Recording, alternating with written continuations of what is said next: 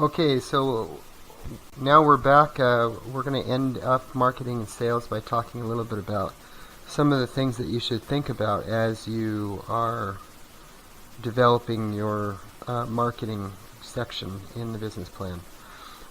You should cover the marketing mix, which is the 4 Ps.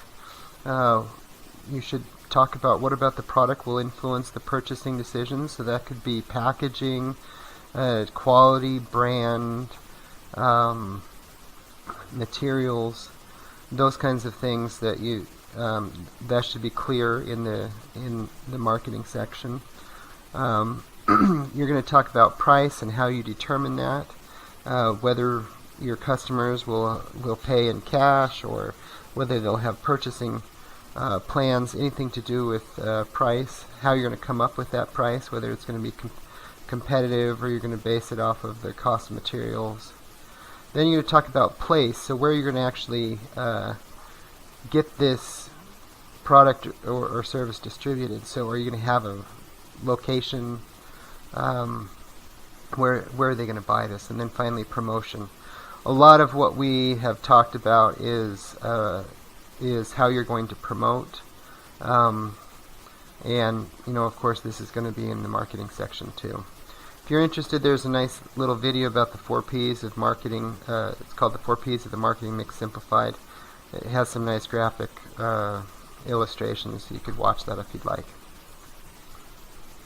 So again, you want to cover these things and not necessarily have written out sections: product, price, place, promotion.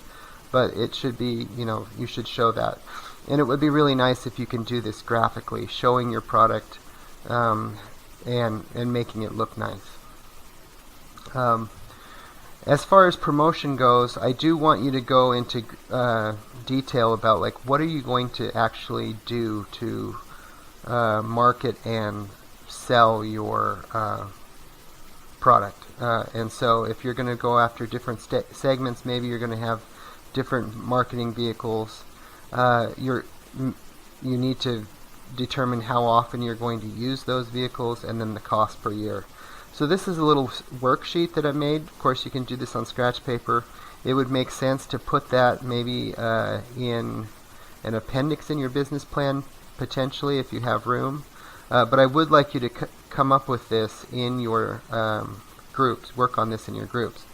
This will flow into the costs that you're going to put in your financial statements.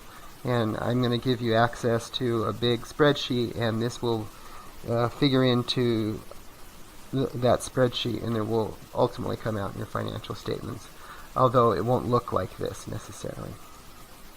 A couple other things that you could think about is you could try to have strategic partnerships. So as you'd want to, there's so many things that you have to do as a startup. It's nice if you could share some of the load with other companies, so you could have cooperative advertising. Try to think about, is there anybody that you could advertise with where it's helpful for you and kind of helpful for them?